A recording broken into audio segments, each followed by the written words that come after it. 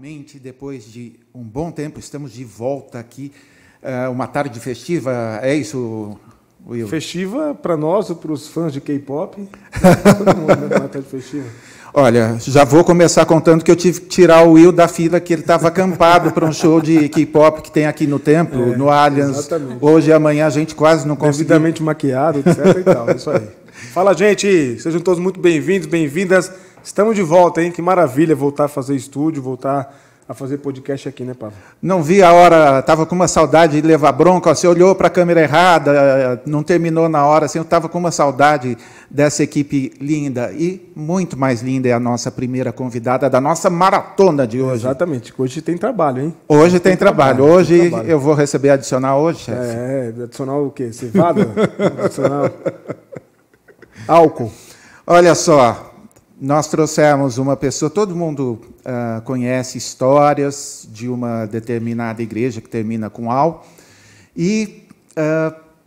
mas ninguém conhece os bastidores, ou ninguém confirma. Então, nós trouxemos uma querida que está aqui lindamente maquiada, super bonita.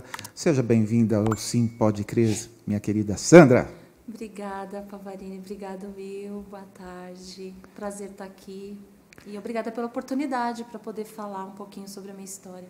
Olha só, falar sobre a história. E eu não divulguei o sobrenome de propósito, a gente colocou só Sandra K., justamente porque, às vezes, as pessoas acham que é alguma coisa pessoal e daí saem invadindo as redes sociais e a gente quer dar toda a proteção, mesmo porque é uma história que não é exatamente feliz para um podcast que gosta de usar bastante humor.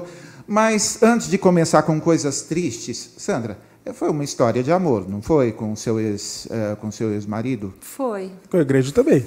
Oi? Com a igreja também. Com a igreja também, né? Então, eu conheci a igreja quando eu tinha 16 anos e, ao mesmo tempo que eu conheci... não faz tanto tempo assim. Não, sou bem jovem. Mas eu era adolescente, né? Então, eu conheci a igreja através dele e da família dele. Então, foi namoro, noivado, casamento. Então, foram 20 anos juntos. 20 anos juntos. Com uma filha maravilhosa. E deu certo, né, durante 20 anos. E esse período todo sempre foi na igreja. Sempre na igreja. Sempre na igreja.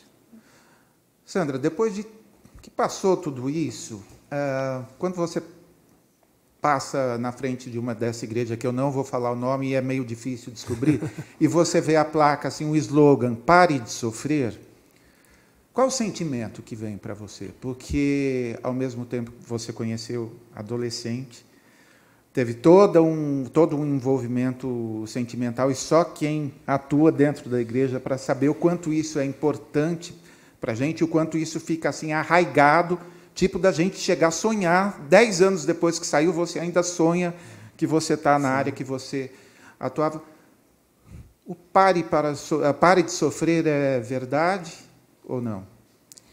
Então, eu não tenho problema nenhum de dizer que em 1986, quando eu conheci a igreja, né? Então, assim, eu acreditei nisso, né? Então, assim, eu tenho uma história de vida de muita dor, de muitas violências da parte da minha família.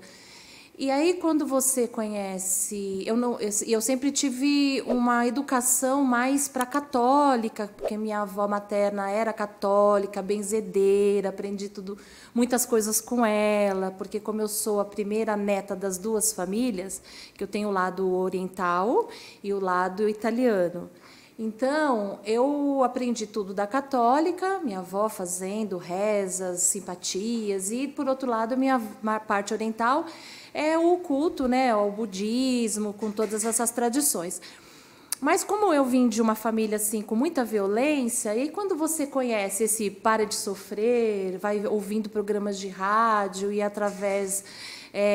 na época do meu namorado e da família, e que eles tinham também uma raiz cristã mais tradicional. Aí, quando vem essa igreja, né, que me apresenta e que tem um pouco mais de liberdade, não tem aquelas tradições da roupa, das vestimentas, do cabelo comprido, aquelas coisas todas, então você vai conhecer.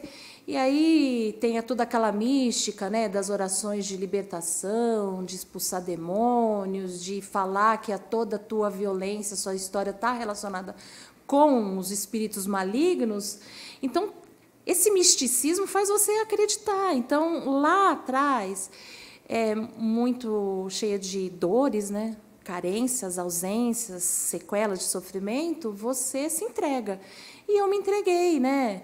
Eu passei por todas as etapas. Eu fui do grupo jovem, eu fui da escolinha dominical, eu dei aula, eu cuidei de livraria, eu fui funcionária. Tem escolinha dominical lá? Não sabia, não. Tinha, escola bíblica. Tinha escola bíblica. Então, assim, Pavarini, lá atrás, eu senti que tinha realmente aquela coisa daquela ingenuidade, do primeiro amor, de realmente trazer as pessoas sofridas, né? Eu tinha. E dentro de mim, isso posso te garantir, que sempre isso existiu. Sempre eu tinha aquela coisa da empatia, da solidariedade, de auxiliar as pessoas. E eu fui me apropriando dos conhecimentos da Bíblia, do Evangelho, né? E aí você quer transmitir esse amor de Cristo. Então, esse início, que se fala tanto do primeiro amor, eu vivi e continuei vivendo. Por mais que, com o passar do tempo, você vai conhecendo os bastidores e você vai sofrendo muitas violências, que na época você não entende que são violências. Hoje, para mim, e de uns anos para cá, claramente, eu sofri muito abuso religioso, muito assédio, e eu tive um episódio de assédio sexual por parte de um bispo. Ah, meu Deus do céu, peraí. Vamos devagar. Deixa eu pensar uma coisa aqui que me ocorreu. São cerca de 18 mil pastores e bispos nessa igreja. E eu reputo, não sei se você concorda, Will, porque é tão bem organizado, os voluntários, os obreiros. Se a gente pensar em, sei lá, para cada pastor, 4, 5, 6 obreiros, acho que é obreiro, né, que fala. A gente está falando aí de 70, 80 mil pessoas com a roupa, indo lá cuidar de todos os detalhes. Não é complicado, num lugar com tantos problemas que a gente sabe, manter 70, 80 mil voluntários? Porque, Will, na igreja, assim... trocou o horário do ensaio de sábado, pronto, já tem que chamar um monte de gente para apaziguar, porque já dá problema, qualquer coisa dá encrenca. Mas eles têm um exército, e a palavra é proposital, porque eles são meio militares. E eu imagino que tem a fila de gente se alistando para colaborar com a igreja, é isso mesmo? Então, né, porque assim, para você chegar a nível de fazer a obra de Deus em qual escala, esfera seja, com qual nomenclatura, existe todo um processo. Então, busca muito uma santidade, né? Que você atenda toda aquela questão da doutrina, dos ensinamentos, e que você se identifique fielmente a tudo que se fala. Quando você me pergunta assim, quando você vê uma placa tal, você tem vontade de entrar? Não. Eu nunca mais entrei. Nunca mais? Não, depois de uns anos, porque eu ainda tentei. Quando você sai e tal, você ainda tenta, porque está tão enraizado dentro de você que a culpa é sua, que você vai ainda buscar respostas. Quando você vê que a dinâmica e o tratamento para as pessoas que saem do altar, né, deixam de servir, é pior, porque você se sente como uma leprosa. Então, quando você fala assim, não é para mim, não é esse meu lugar. E é claro, né, eu fui fazer terapia. O processo de psicoterapia me ajudou muito nesse processo de me conhecer e de entender. Então, eu não sinto vontade de entrar. Eu tive, claro, você tem algumas sequelas, depois, durante muito tempo, eu tive dificuldade de acessar a Bíblia, porque ela foi muito utilizada para me oprimir. Então, quando você conhece um evangelho que te mostra que ele é perverso e serve como instrumento de punição, você não quer mais olhar para aquilo. Então, ressignificar a minha relação com a Bíblia e com as leituras foi um processo ainda também, né? Will, não está assim, bastante semelhante à entrevista da reportagem que o Raineri publicou ontem? Sim. A Bíblia usada como instrumento de opressão, de controle. A saída, os adjetivos, né? O ex-pastor que foi entrevistado na matéria que saiu no UOL disse que eles eram... Quem saía era considerado como um endemoniado. Então, só um detalhe, eu não li a reportagem, então eu posso... nós não combinamos. Não, é assim, mostra a crueldade do relato. E falando em abuso assim, você foi esposa de um pastor. Como que ele foi para o ministério? Demorou? Ele ficou um tempo como obreiro, alguma coisa? Ele fez o mesmo processo. Eu ainda avancei um pouquinho mais, porque depois eu acabei dando aula na escola bíblica e na escolinha dominical, né? Você fala bem demais. Você não pregava, você não era bispa lá, não? Não, bispa não, mas eu já fiz reuniões. Fez reuniões? Não, mas eu não lembro de ver culto com mulher pregando na Universal. Não, sim, lá em Portugal, quando eu morei lá, tinha. Tinha, em Portugal tinha. Teve. E eu também fui líder de grupo jovem, né? Que tinham aquelas disputas de programa de rádio, grupo jovem com grupo jovem. Então, eu fiz programa de rádio também. Então, eu conheci também esses bastidores, né? Então, eu fui uma certa liderança. E quando eu passei por todo esse processo e fui funcionária da igreja, cuidando da livraria, então, ele fez todo o processo de obreiro, depois ele fez o IBURD, né? Agora eu falei, mas a escola é o nome, né? Da escola preparatória dos pastores auxiliares. Aí ele foi pastor solteiro, que eles dizem, né? Ele ainda pegou uma igreja. E aí depois que fizeram a autorização para nós nos casarmos. Então, nós nos casamos. Autorização? Tem que ter autorização. Caramba. Tem que ter autorização, faz um atendimento. Desculpa te interromper. Só o pastor ou toda a hierarquia de obreiros precisa de autorização para casar? Não, os obreiros para namorarem também, a não ser que já chegam casados, tal, para namorar, tem todo um processo também. Não vou para essa igreja não, senão eu tem todo um processo. Já pensou, sim. Tem que pedir autorização? Sim, tem que... E assim, foi autorizado, né, nós nos casarmos, e aí a gente foi passando por algumas igrejas. Então, nós estivemos na Zona Sul, na região de Santo Amaro. Ele teve como pastor auxiliar de pastor, na época, na Vila Formosa. Então, assim, foi passando por algumas igrejas. Nós fomos crescendo bastante. Essa palavra crescer, né? Tem tudo a ver, eles estão crescendo, porque a igreja vai enchendo automaticamente e as ofertas tem que crescer junto. Então, quando a oferta vai crescendo muito, você vai subindo de cargos, né? E melhorando a sua igreja, as suas condições. Então, a igreja que era pequenininha, você vai passando por uma outra, depois você pode ser auxiliar de uma sede, né, de uma regional. Aí nós ficamos lá na região de Santo Amaro, até que foi aberto a igreja em Portugal. Na época, foi em 1992, por aí, quando nós falaram que nós iríamos para lá. Segura Portugal, que eu tenho uma curiosidade que eu já estou aqui me coçando todo. A gente sempre ouviu essa história, o caixa é centralizado e a arrecadação me parece que é um dos principais termômetros do desempenho pastoral. Total. É o único, né? Eu estou aqui sendo bem... Assim, é um dos... Não, a não ser que você tenha alguns, assim, quem indica uns privilégios, né? Entendi. De ser parente de alguém, de algum bispo mais assim, que te dê um favorecimento. Porque a gente sabe de um que está aí na liderança que ele nunca cresceu em igreja nenhuma, mas ele está lá. Então, tem fatores sanguíneos ou... esses são importantes, né? Então, com certeza. É um salário fixo e um variável em cima da arrecadação da igreja? Não. Bom, pelo menos na minha época, o salário, o apartamento ou a casa, ter o carro ou não, tudo depende do quanto dava da oferta. Principalmente quando é campanhas maiores, como a campanha de Israel. Sim.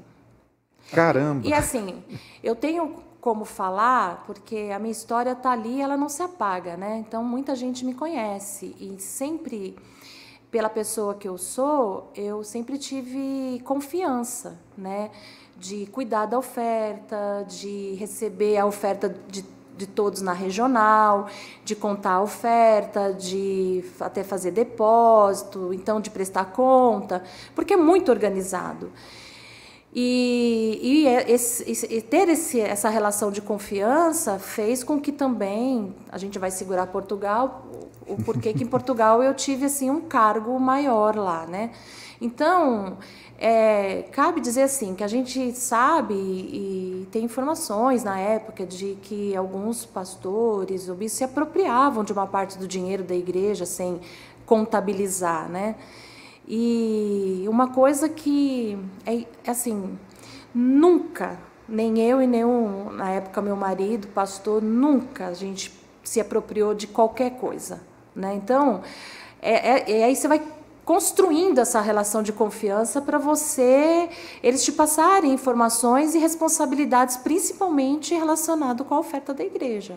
Tinha metas, né, para cada igreja, meta de arrecadação ou faixa de arrecadação, alguma coisa Sempre assim, né? a meta é aquela do mês anterior, né? Como aquelas pessoas que trabalham em vendas, né? Se você vendeu tanto, é esse sistema perverso que é. Se você vendeu X, no outro mês você tem que dar mais, independente se deu campanha ou não.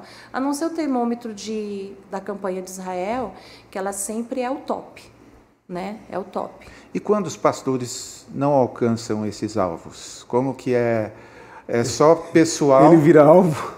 Então, quando o pastor ele coloca um alvo aqui e os bispos vão lá. Eles já sabem quando tem reunião pós-campanhas, né? Tem reunião dos pastores e tal. Você viu, excluindo a questão financeira, você viu os pastores sendo, de alguma forma, alvo assim, de abuso ou de serem maltratados? Humilhados? Humilhados? Sempre. Sempre? É recorrente? É recorrente, eles sabem disso. E a gente sabe que muitos não saem de lá, apesar de todas essas violências, assédios morais. Por quê? Porque não tem profissão. Não construíram uma estabilidade financeira, ele tem que dar conta da sua família, não tem onde morar. Então, se a igreja ela te dá uma moradia, muitas vezes dá um carro, depende do tamanho da sua igreja, de quanto a sua igreja dá, né, de oferta. Depende do número de membros. Então, eu sei de alguns que não saem por causa disso. Estão lá, fazendo seu trabalho.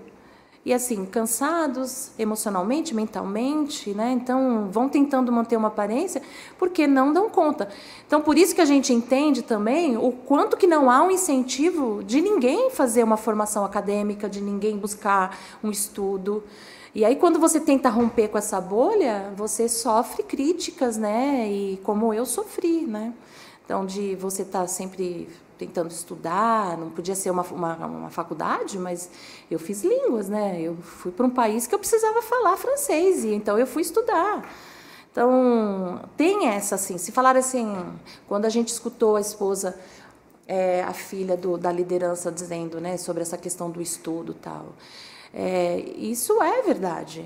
Não é um incentivo de nós estudarmos enquanto esposas de pastores. Quando você disse no início que a igreja tinha assim rompeu com usos e costumes, com algumas coisas e tal, eu me lembrei exatamente disso, né? Que os livros da filha e do genro assim parecem ter sido escritos na década de 1940, né?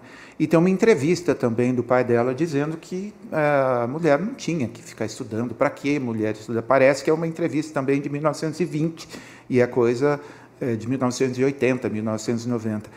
Eu me lembro que eu acho que ainda era no século passado, mas eu vi uma reportagem que me balançou bastante, dizendo que dentro de uma rede de TV ligada a essa igreja, tinha voluntários da igreja para monitorar os funcionários da rede de TV, tipo para ler cópias dos e-mails, para monitorar mesmo quem trabalhava. Você acha que é possível esse tipo até de policiamento ou de cerceamento de liberdade, uma coisa assim que foge?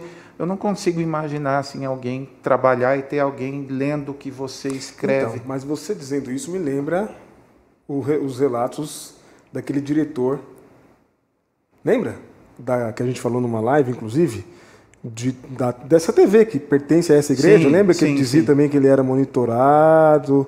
Tudo que ele fazia me parece que é um modus operandi política do grupo. Meu Deus do céu.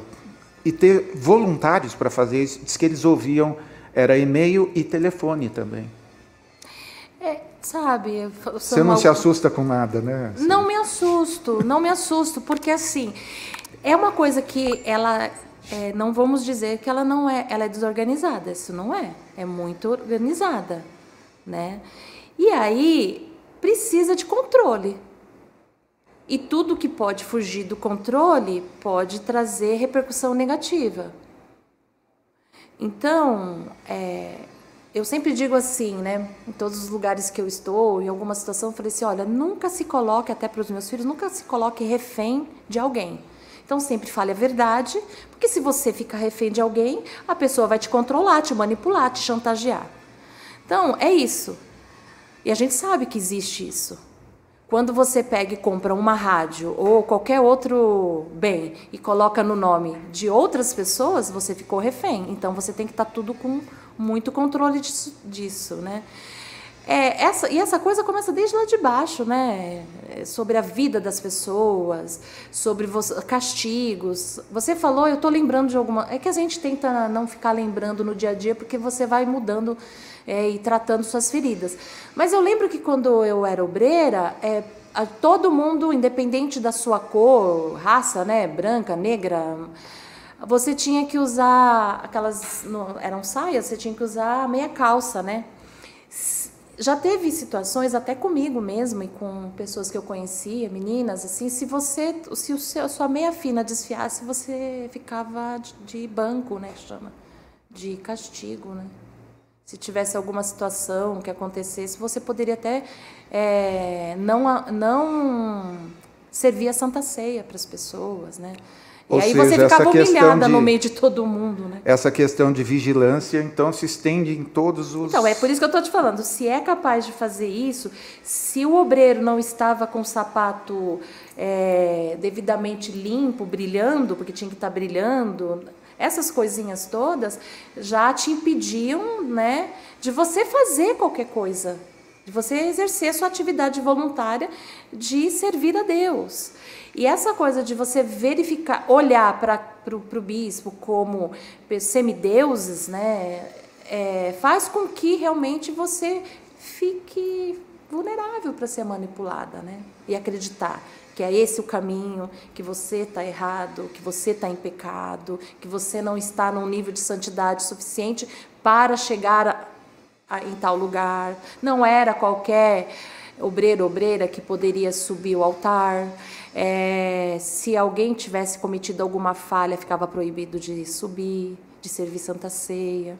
E isso nunca pessoalmente, como a Bíblia recomenda. Isso sempre em público para humilhar, assim, acho que o castigo maior não era ficar no banco, era a humilhação pública de não ser aceito, vamos dizer. Porque assim, você não ia tirar sua roupa, você sentava com o uniforme, né? Porque a sua meia estava rasgada. Ou alguém puxou e alguma coisa aconteceu no ônibus, em qualquer lugar. Então, eu estou falando de pequenas coisas, né? Que ainda de uma certa forma, dá para superar. Agora, tem outras que foram bem mais perversas, né? Conta uma que dê para contar. Dê para contar. Já então, eu acho... Aqui. O Tércio está dizendo que isso aqui está lembrando Handmaid's Tale. Você assistiu Handmaid's Tale? Oi? Handmaid's Tale. Ah, sim. O Gilead é logo ali. Assim, falou. Pavarini, para mim, uma das violências mais fortes que eu sofri foi quando eu estava morando temporariamente na casa de um bispo, porque ele precisava de apoio para cuidar do filhinho, né? E ele... Até isso? Caramba! E eles vieram do Rio de Janeiro. E a gente estava no ABC, ele era líder regional. E eu era sempre fui muito ativa. O Will me conhece bem, eu sou super ativa, né? Então, e aí eles estavam precisando, né, de alguém que cuidasse do filho quando eles tivessem que fazer alguma viagem, reunião na sede aqui em São Paulo. E aí eu fui dar apoio, né? E aí eu lembro desse dia tão nítido. Eu fui para casa, né, porque ele precisava colocar o menino para dormir. E a esposa dele precisava ir para a sede para receber a oferta de todos os pastores daquela região, porque se concentra assim, os pastores recebem pelo menos na minha época, fazia a contabilidade do dia e aí levava a oferta para a sede da região. Aí recebia de todo mundo, depois, na época, levava a prestação de conta daquela sede para a rádio, aqui em São Paulo. Aí, ou na catedral, seja o que for, mas eu lembro que eu fui para lá e eles foram para a sede. Eu coloquei o menino para dormir, já era finalzinho tipo umas 6, 7 horas, o menino dormiu e eu fui tomar meu banho. Aí toca a campainha, que era uma casa, né? Num bairro de classe média lá do ABC, em Santo André. E aí eu vi pelo olho mágico que era ele. E eu tinha acabado de sair do banho, eu pedi para ele aguardar um pouquinho e aí eu abri, porque tinha as travas, abri e fui para o meu quarto, porque eu tinha um quarto lá. E eu senti os passos, daqui a pouco eu não ouvi os passos no corredor, eu senti que o passo parou na minha porta do meu quarto. E aí eu olhei pelo buraco e eu vi que ele estava olhando. E eu fiquei muito nervosa, aí você fica assim, está acontecendo, não está acontecendo? Quem já sofreu isso, principalmente nós mulheres, a gente fica numa confusão com o medo de cometer injustiça, mas espera aí, ele é um homem de Deus, o que está acontecendo? E eu já era noiva, né, do meu ex-marido, e ele já estava como pastor auxiliar na época, então ele não estava mais morando com a família. Então você fica na expectativa de que você vai se casar, você vai ser esposa de pastor, você vai ter sua igreja, você quer fazer tudo certinho. Eu falei, o que está acontecendo? E se um dia esse vídeo chegar nele, nela, eles vão saber. E ela sabe, porque ele já traiu ela mais uma vez, e foi quando eles estavam nos Estados Unidos. E aí ele me chamou, eu já estava trocada, eu abri a porta, ele estava na sala, e ele falou, você pode me ajudar aqui? Né? E eu achei tão estranho, ele falou assim, porque ele era muito alto, ele falou, precisava que você me ajudasse aqui a alguma coisa de cortar a unha, sabe? Você fica com tanto medo que eu abaixei e ele tentou me puxar para me beijar. E eu gritei.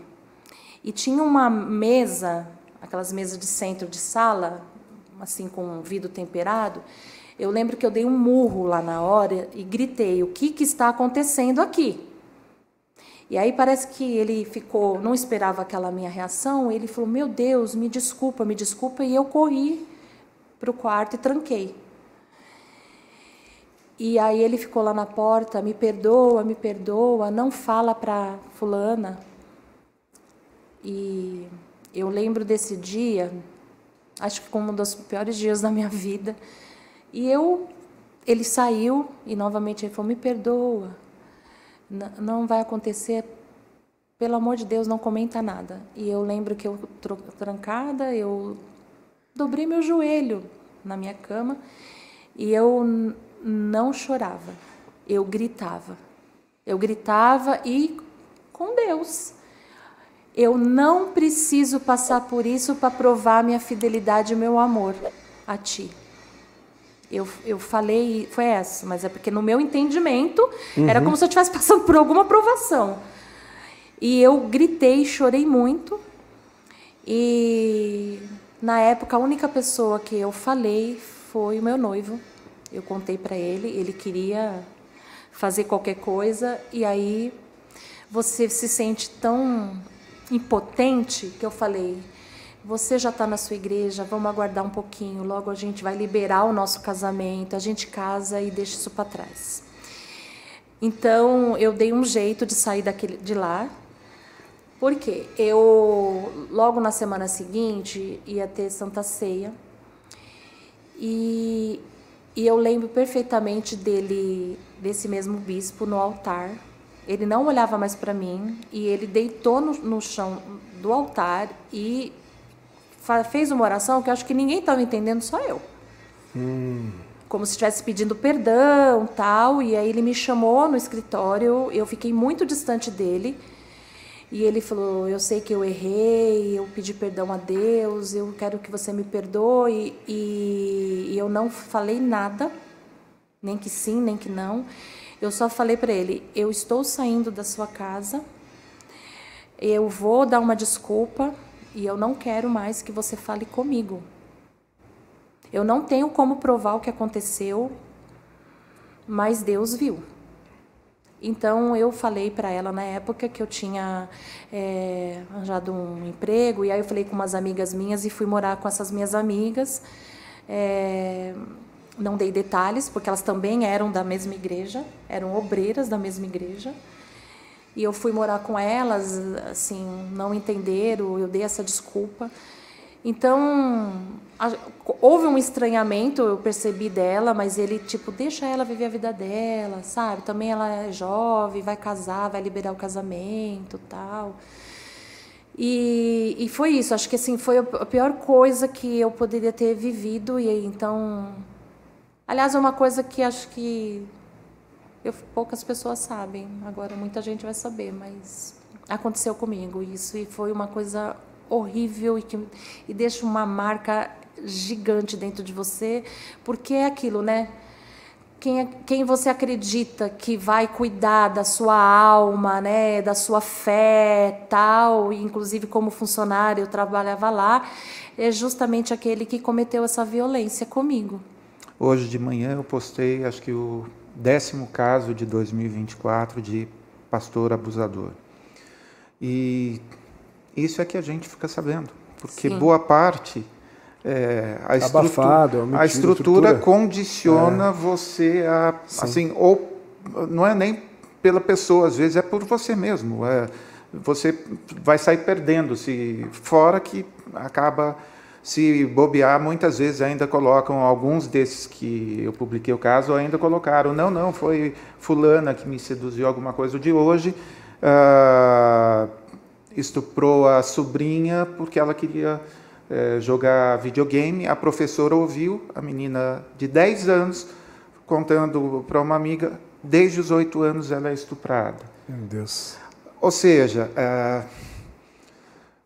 a gente pensando no serviço que a igreja deve prestar, e de alguma forma, assim, não tem como a gente não pensar que isso seja comum.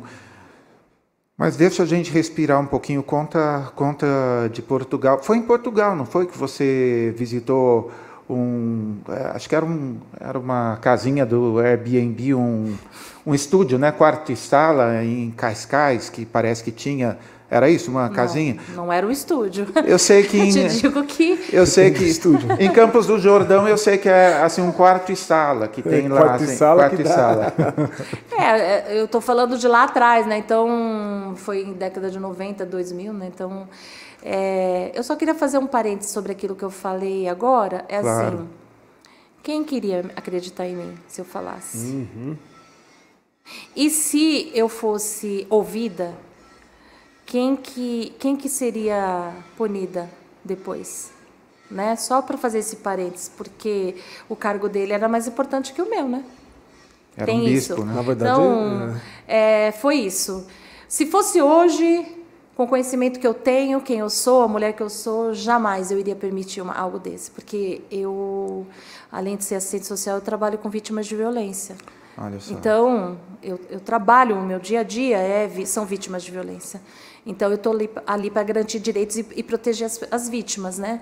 Então, não tem como hoje eu deixar passar. Mas naquela época, né, eu tinha 20 e poucos anos, então foi por isso. Porque tem gente que vai falar, mas por que você não falou nada? Por que você não fez nada? Porque você fica refém de um sistema, né? Então, foi por isso. Antes de ir para Portugal, como você disse que trabalha com vítimas de violência, alguma vítima envolvida com igreja evangélica? Ou você ouve alguma coisa? Sim. Sim? Sim. Então, quando você vai fazer visita que tem denúncia de abuso sexual de criança, que eu tive um caso recentemente, bem grave. Mas, assim, quando você já chega para fazer a visita e a pessoa já vem com um discurso muito religioso, Aí tem, né? você, sabe, tentando disfarçar. Eu sou profissional, minha intervenção é profissional, eu sou qualificada para isso, sou especializada para isso. Então, eu defendo a laicidade do Estado, não é a sua religião que vai fazer com que impeça qualquer intervenção minha, seja de que religião for. Então, infelizmente, Babaline, são muitas mulheres vítimas evangélicas, vítimas de violência doméstica. Nós temos, infelizmente, violência sexual contra criança e adolescente. E permitido que, recentemente, eu tive um caso que não quisera a situação, a gente chama os genitores, né? Não permitiu que a gente orientasse ou a adolescente efetivasse o acompanhamento psicológico, porque ele disse que todo mundo orou e todo mundo se perdoou. Entendeu? Então, assim, não tem como. Então, quem me conhece sabe o quanto que eu tive que me posicionar e fazer um enfrentamento com essa pessoa.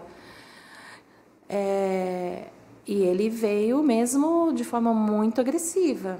E aí a gente percebia que, inclusive, essa família e a esposa sofria violência, porque ele era um homem extremamente machista e foi muito desrespeitoso comigo.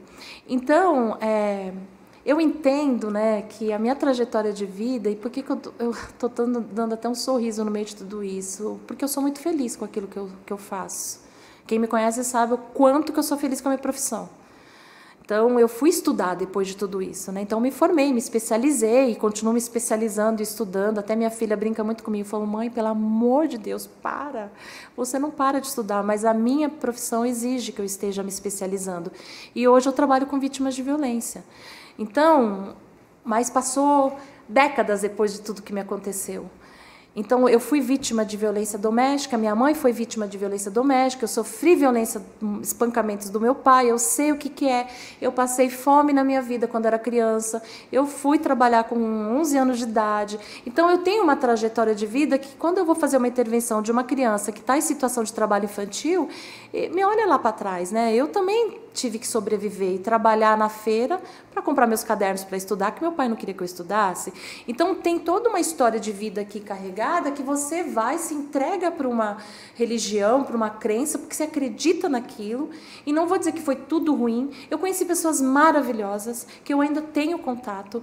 São pessoas assim, e nem todo mundo que está lá também é perverso, é ruim. Eu estou falando de um sistema. Sim. É uma denúncia de um sistema e de pessoas que são centrais nesse sistema e que enfatiza toda essa violência e potencializa essa violência. E que as pessoas que estão lá não percebem. Porque se eu vejo, é que nem agora os CEOs da vida aí que, se você fizer isso, você vai galgar. E se você não fez, é porque você não fez o suficiente. Porque a meritocracia está lá, é latente, o assédio moral está lá, e sim, assédio sexual, porque eu sofri. Então, tudo que eu estou falando não é de uma pessoa que está magoada, rancorosa ou que queira se vingar. Nunca. Inclusive, eu fui procurada por uma televisão de Portugal, na época, através das minhas redes sociais, falando se eu não gostaria de ir lá fazer uma entrevista, lá em Portugal, que custeavam tudo. Porque na época que aconteceram algumas coisas lá, eu era secretária. Né? E eu disse que não. Hoje eu estou aqui porque eu me sinto preparada para estar. Naquela época eu não estava, porque eu sempre tive medo de falar alguma coisa. Sandra, você tem como provar? Algumas coisas, se eu falar, tem os caminhos. Né? E eu não quero isso, eu não preciso disso. Eu ressignifiquei minha vida, ressignifiquei minha história. Eu estou feliz com o que eu faço hoje. Mas eu não posso não olhar para trás e dizer, não, apaga tudo. Não apagou, ela está aqui. Hoje a Sandra é também fruto de tudo que eu vivi. E ressignifiquei e reconstruí. Eu sempre digo, até para os meus filhos, né? Como que você está construindo? Porque construir não é difícil. O que é difícil é você reconstruir. Porque você tem que ir pegando os caquinhos, né? Quando você vai fazer restauração, por exemplo, do que aconteceu lá no dia 8 de janeiro, né? Que destruíram tantas coisas lá em Brasília. O trabalho que dá e ainda deu, e também não, de você colar peça por peça. Isso é. E eu fui reconstruindo a minha vida. Ainda tem algumas peças faltando, ainda tem aquelas dores, as cicatrizes, sim. Mas aí você vai focando em outras coisas, né? Conta um pouquinho de Portugal, antes que já levantem a plaquinha para mim aqui, ó. Então, eu fui lá, né, recém-casada. Então, eu lembro que na época... Um prêmio até, né? Porque ontem na reportagem falaram que mandar para o Nordeste, para igreja pequena, era castigo. Mas ir para Portugal para abrir uma igreja, acho que foi um prêmio, ou não? Olha, para mim, assim... a gente via como isso, né? Porque dá um receio você largar seu país, né? E assim, recém-casada, eu sou uma mulher intrépida, né? Eu sou corajosa. Só que eu lembro, e se o meu ex-marido ver, ele vai saber que é verdade. Então, ele sofreu muito, porque ele tinha muito apego à família dele, principalmente à mãe. A mãe dele, uma idosa, falava assim, não vai, eu vou morrer. Ele entrou no avião, ele chorou, ele não comeu nada, são quase 10 horas de voo, e ele ficou o tempo todo com a cabeça coberta, o tempo todo. E quando a gente foi para lá, ele sempre falava, vamos voltar, vamos, sempre me convencendo a voltar. E eu falava, não, Deus mandou, a gente vai ficar. Deus mandou, a gente vai ficar.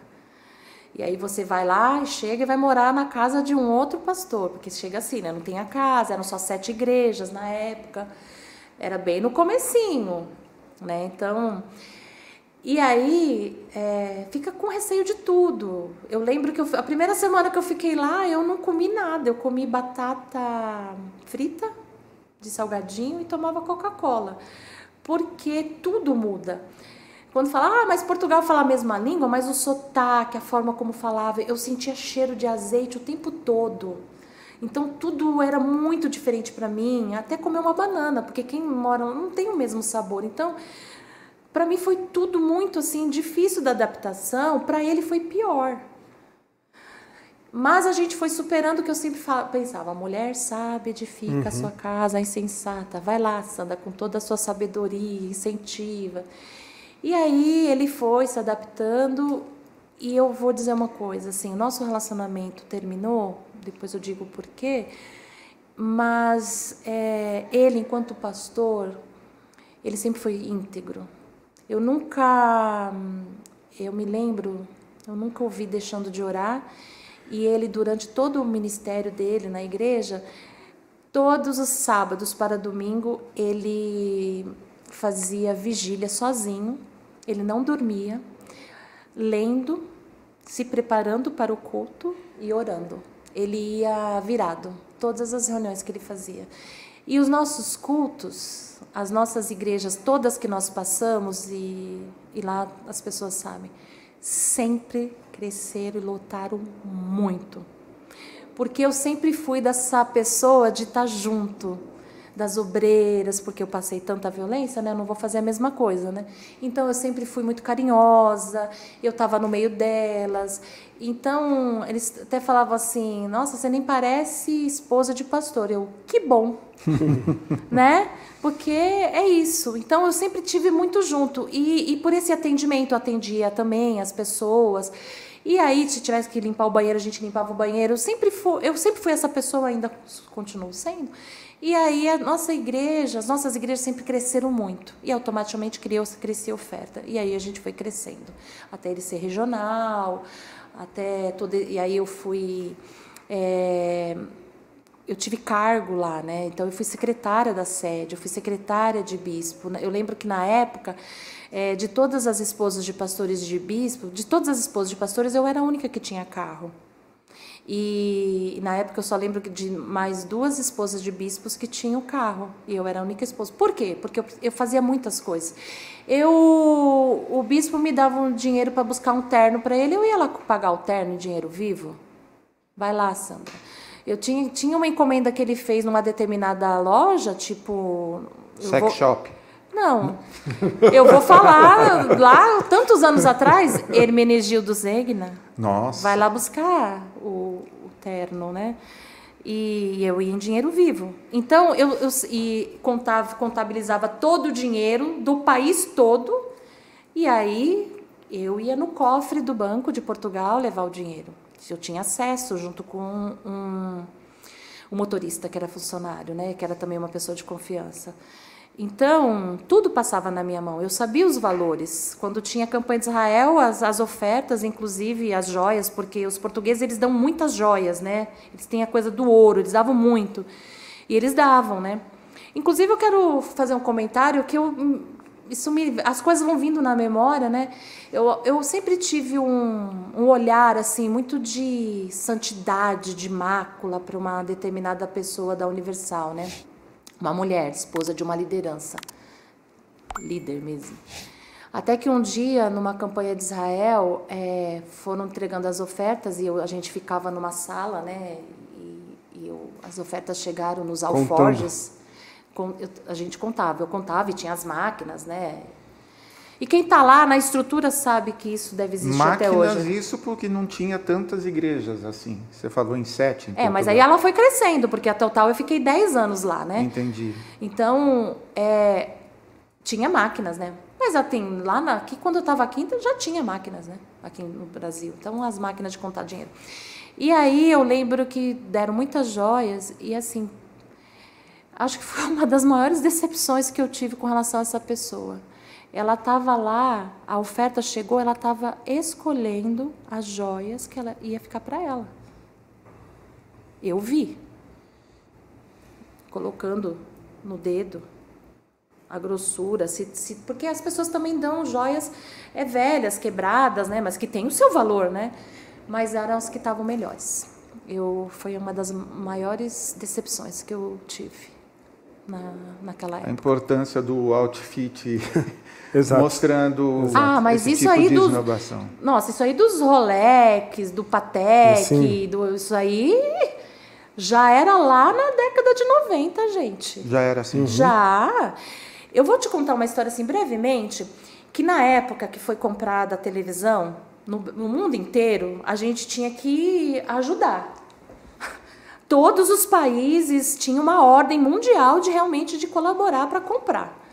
Então, eu lembro que o bispo responsável por Portugal, pelo país, falou que o salário de todos os pastores ia ser cortado no meio. Sim. Então, tem uns que não vai fazer tanta diferença, mas tinha o pastorzinho de uma igreja pequenininha, com família, que ia fazer grande diferença. E a gente nós éramos regionais, né, de uma sede em Lisboa. E lá também era a sede que recebia as ofertas, doações de alimentos para a obra social da igreja. E mesmo nós sendo regionais, eu ficava também na sede como secretária para essa parte financeira. Eu lembro como se fosse hoje que cortou-se o salário dos pastores. De todo Cortou mundo. mesmo? Cortou, pela metade. Isso não quer dizer que não deixava de receber. Recebia, mas o que ia para o pastor era metade, porque a outra metade... Não era como entrasse de oferta para a igreja, ia para, já lá na hora da ordem de pagamento, para fazer o pagamento, já ia metade, e a gente também pagava sim dinheiro vivo para os pastores, então eles recebiam e já sabiam que eles iam receber metade. Imagina fazendo isso, meu coração sangrando também, porque eu conhecia a maioria e sabia das condições deles, né? E aí, olha como que é contraditório. Ao mesmo tempo que foi feito isso, eu lembro que o bispo me deu um dinheiro, que na época eram em euros, né? Uns 3.000 euros na época, para mim ir lá buscar o terno que ele tinha encomendado. Eu fui.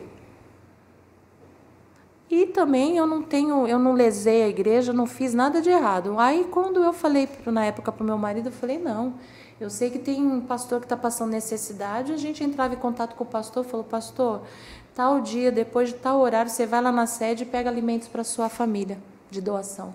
Porque ele estava passando, a prioridade também era ele. E nós fizemos isso. Pedimos autorização para ninguém? Não pedimos autorização.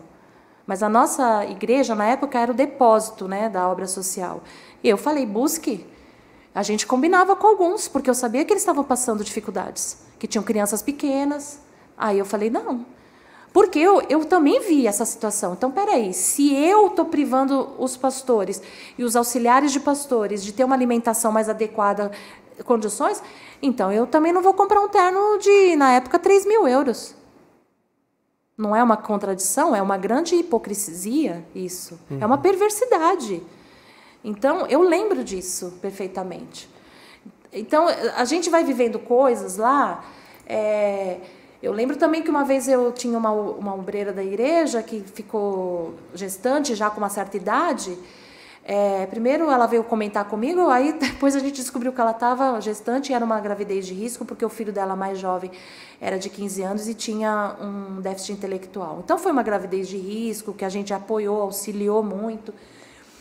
Quando ela foi para ter o bebê, meu papel, o que Cristo ensinou, né? Visita os doentes. Eu fui visitar. Essa informação chegou na sede. Eu fui chamada a atenção na reunião de todas as esposas de pastores. Já foi orientado que a esposa do pastor não pode estar muito próxima das obreiras. E ficamos sabendo que eu fui chamada a atenção no meio de 100 e poucas mulheres. Deus meu. Só para eu não deixar passar, porque eu sei que tem gente que está esperando essa pergunta. E o papo da vasectomia? É verdade? É verdade. Sim, eu sempre fui meio rebelde, né? Apesar de tudo isso, como eu tinha essa relação de confiança, eu sempre fui uma pessoa crítica. Se eu tivesse que falar, eu falava. Eu sempre tive o desejo de ser mãe. E eu quis ser mãe. E eu falava, né, na época, o meu marido. Eu engravidei e aí dele mesmo eu tomei uma bronca. Né? Mas como assim, né? Porque na época eu tomava anticoncepcional e coloquei o DIU e aí meu corpo foi rejeitando, né, o DIU. Então eu engravidei e fiquei muito feliz. E a minha filha foi a primeira filha de pastor nascida em Portugal, né, brasileiras. Então ela recebeu muitos presentes, foi muitas festas, e ela foi apresentada no altar, tudo, mas logo depois teve a conversa com ele e ele foi fazer vasectomia na Espanha, porque em Portugal não fazia. Ele me odiou, né? Eu lembro na época que ele me olhava como porque era uma agulha enorme e tal. E ele ficou com muito... Por causa da anestesia, tudo tal, ele ficou... Mas não, ele foi fazer a cirurgia na Espanha. Eu estou sorrindo aqui, mas estou até prestando atenção nos ombros, que eu estou assim... não sei se seu sentimento é esse. É isso aí. Dá, eu assim, também, de vez em quando, eu vou carregar que o negócio está... Dá um mal-estar tão grande ouvir isso, Sandra. E, ao mesmo tempo, olhar para você e saber que, te conhecendo um pouco, que a sua fé não foi abalada nesse... Qual que é a receita para ter passado por um vale eclesiástico, vamos dizer assim, pelo vale da sombra da morte, dentro de igreja, dentro de abusos, dentro de tudo, e ao mesmo tempo manter a fé em Deus, manter comunhão com uma igreja, ajudar outras pessoas, porque é provável que tenha muita gente que esteja nos assistindo que está ainda no vale. E você passou e superou isso daí. Demorou para superar, porque ao total eu fiquei quase 15 anos desigrejada, né? 15 anos. 15 anos desigrejada, mas assim, procurando um lugar que eu me sentisse confortável, né? Para curar minhas feridas mesmo.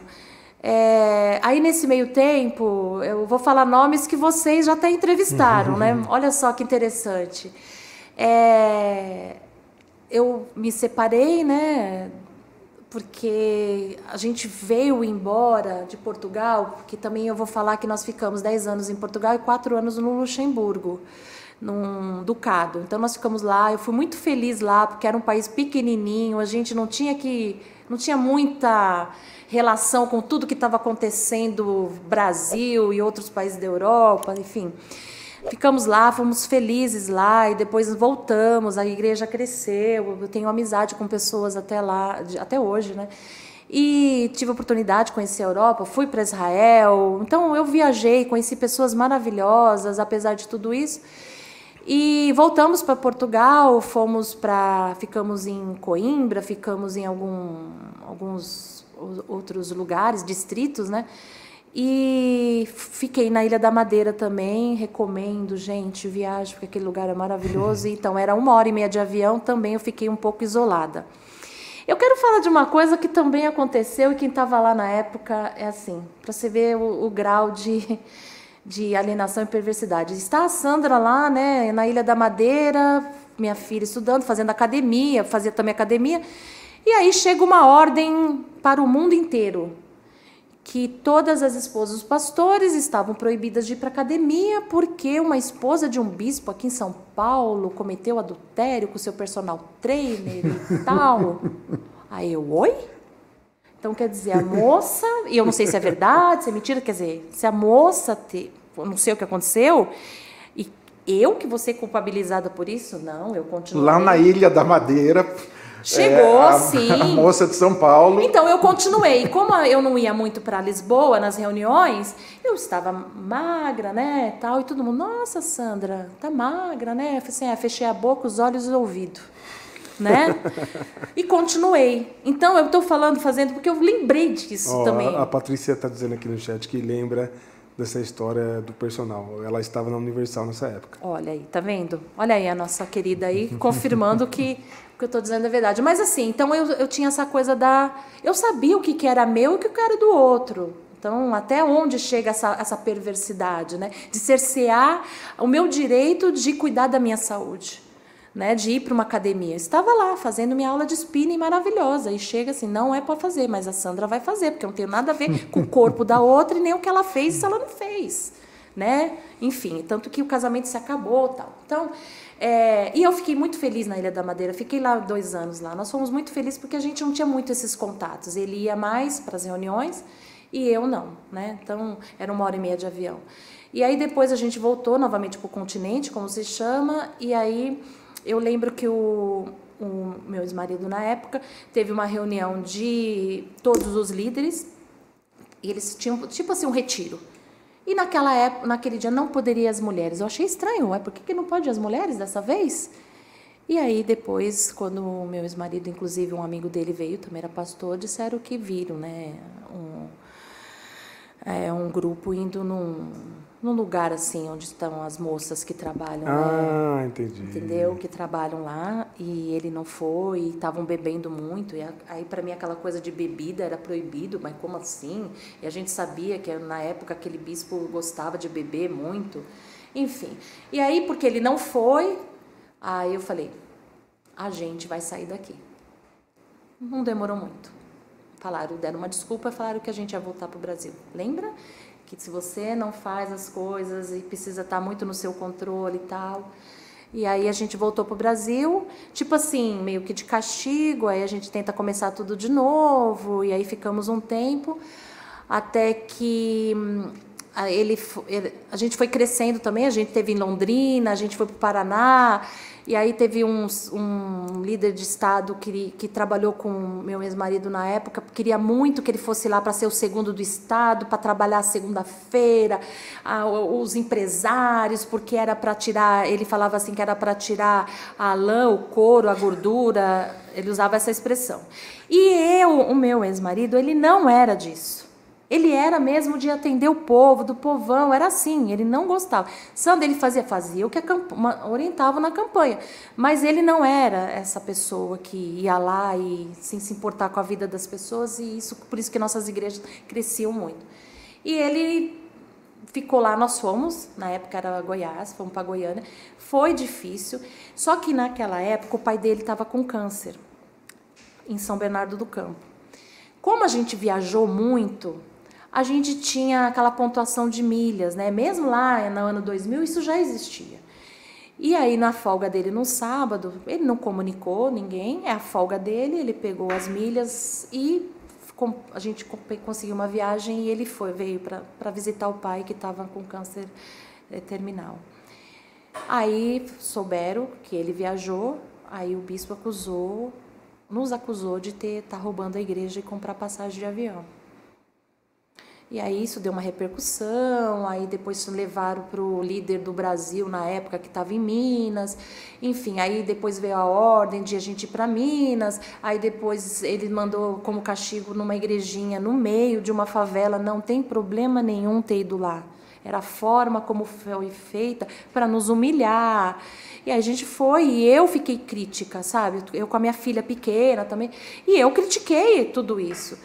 E aí me chamou o meu ex-marido, a gente conversou, depois ele me mandou para casa, chamou o meu ex-marido de novo, e até que ele falou, esse bispo na época falou para o meu ex-marido se separar de mim, porque eu estava endemoniada com a pombagira.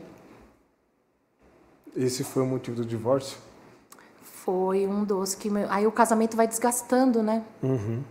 E aí depois a gente resolveu sair da obra, aí depois ficaram sabendo, inclusive ficamos sabendo que o líder Masters ficou sabendo, porque nos conhecia, ele me conhecia também, e aí pediu para ele, meu ex-marido, ir para o Rio de Janeiro, falar com o líder do Rio de Janeiro, para ele foi por obediência, mas quando ele voltou, ele falou, nada me convenceu, e a gente resolveu sair, e saímos. Sem nada, sem emprego, falaram que... E aí lotaram ele no gabinete de um vereador, aqui em São Paulo, para ele receber o dinheiro. Entendeu? Então, isso já existia as coisas, a gente não viu só no desgoverno do Inominável, que a gente ficou falando dessas coisas. Então, isso lá na época, porque ele não recebia o salário integral dele, né? Ou seja, antes de ser pública, rachadinha é gospel e privada, viu, Sérgio Pavarini? Rachadinha é gospel. Que situação. Ele Sandra, ficou um tempo lá. Antes de você falar sobre seu retorno da fé e você manter, estou vendo aqui o pessoal pensando muita solidariedade aqui. A Cristina, a Sandra também está dizendo aqui. Uma turma boa aqui dos nossos membros. Um beijo a todo mundo que está aqui assistindo agora. Antes de você falar sobre como você manteve a fé que o Papa perguntou, se você, olhando hoje, você imagina que existe algum substituto do Edir Macedo? Alguém possível a substituí-lo?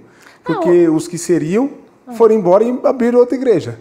Então, mas houve uma disputa interna. A gente sabe disso. Que sempre houve uma disputa interna. E que hoje, quem está lá como provável sucessor é o genro dele, né? Então, isso se sabe, né? Que ele nunca foi de multidões. Pois é, ele é bem na dele, né? Bem na não, dele, ele nunca foi de multidões. Ele foi mais essa coisa da... Eu vou fazer assim, tá? Intelectualizado, né? Uhum. Sabe se portar, ter uma aparência bonita, né? Eu tenho minhas ressalvas, mas assim, que é o que sempre se falou dentro, né? E houve uma disputa interna lá com o antigo bispo, que ele era o segundo, inclusive o bispo falou isso num livro. Sim. Né? Então, e sempre, justamente esse saiu, né? Então, sempre teve essa disputa. E provavelmente será ele, né? Se ele vai sustentar tudo isso, mas dentro do sistema, né? Quando a gente fala de, os mercadores de fé, sim, se a gente for dizer, a fé dentro dessas igrejas, né? Ela é uma mercadoria. E como que você vai obter lucro? Explorando a força de trabalho, a mão de obra, né? E diminuindo todos os seus gastos, para que cada vez você tenha mais lucro. Então, por isso que eu falo, né? O sistema capitalista, ele deu super certo, principalmente para as igrejas.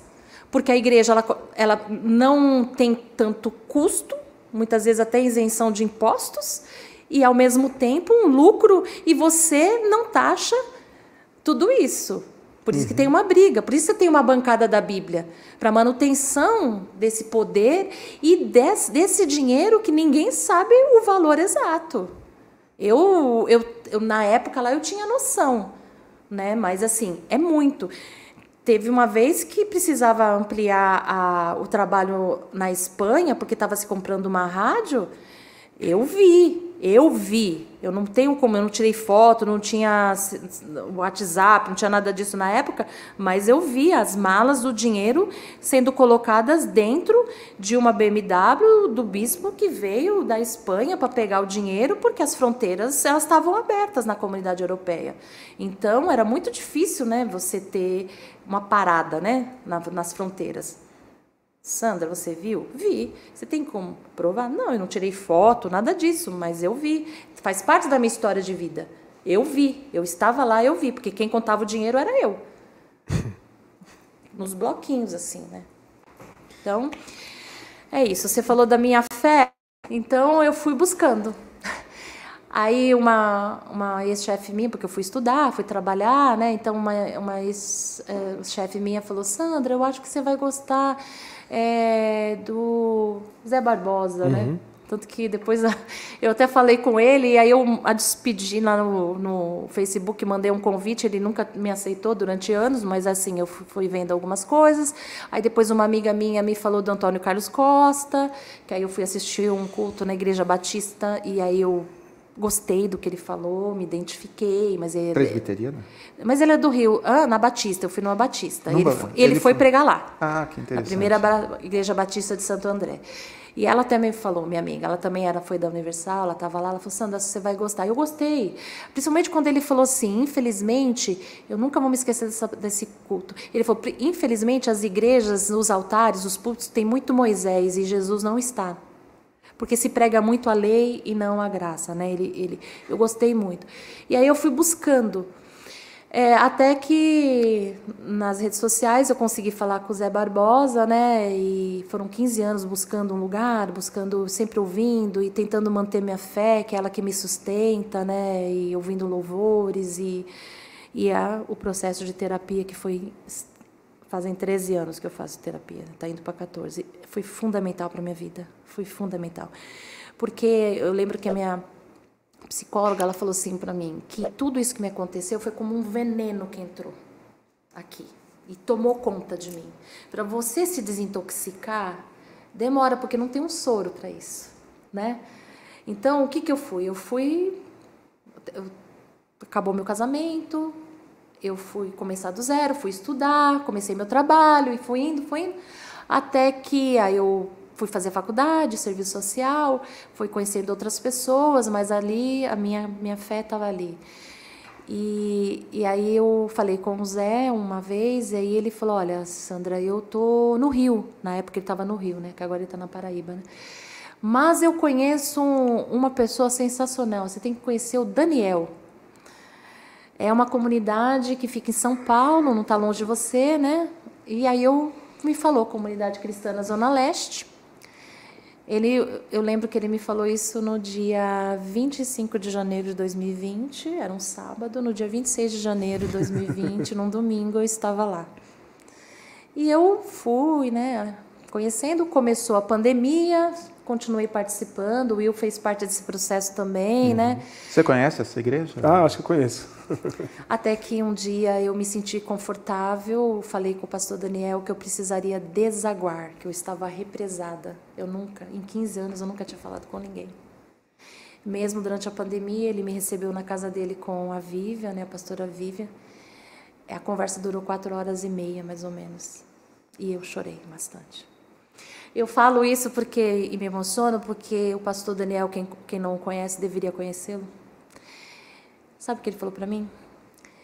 Querida, infelizmente eu não tenho nada para te falar, porque qualquer coisa que eu fale vai tocar no solo sagrado do seu coração. Eu estou aqui para cuidar de você a partir de hoje. E foi isso. E aí, desde então... Eu estou lá na Comunidade Cristã na Zona Leste, muito feliz. Agora, dia 26 de janeiro, fez 4 anos. E onde eu estou aprendendo muitas coisas, né? E reconstruindo a minha fé e minha espiritualidade. Boa. Patrícia também está aqui no chat. Mandar um abraço para todo mundo que está no chat aí, nossos membros assistindo com exclusividade. Mandar um beijo pro Tiagão. O Tiagão mandou um dízimo aqui de... Tem que trazer mais ex-Universal aqui, ou até mesmo na Universal, que o povo solta dinheiro aqui. O Tiagão mandou 20 conto aqui.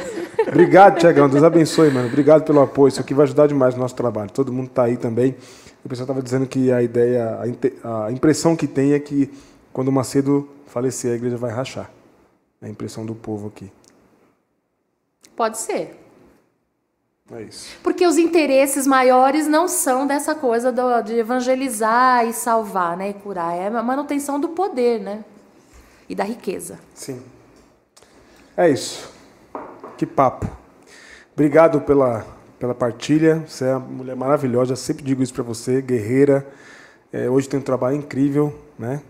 Além do seu trabalho profissional, trabalho com o pessoal lá da moradia. Da moradia, que é maravilhoso. Sou da luta, né? Da moradia, pelo direito à moradia. Estou como coordenadora de um movimento, né? E a gente luta mesmo. Estava nesse final de semana no planejamento anual. Somos organizados, como dizem aí que é bagunça, são criminosos, não. Nós lutamos pelo direito à moradia, que é um direito na Constituição Federal, né? Então, também estou de coordenadora no movimento de moradia. E faço parte do Amor por Onde For, né, da CCZL, das ações sociais da CCZL.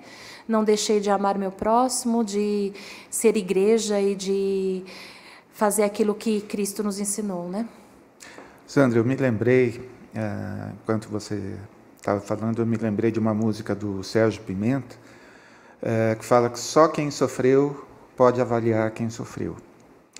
E ao olhar assim, detalhes que eu desconhecia da sua trajetória, assim, o processo de cura não se restringiu a você e transbordou e tem transbordado todos os dias para outras pessoas.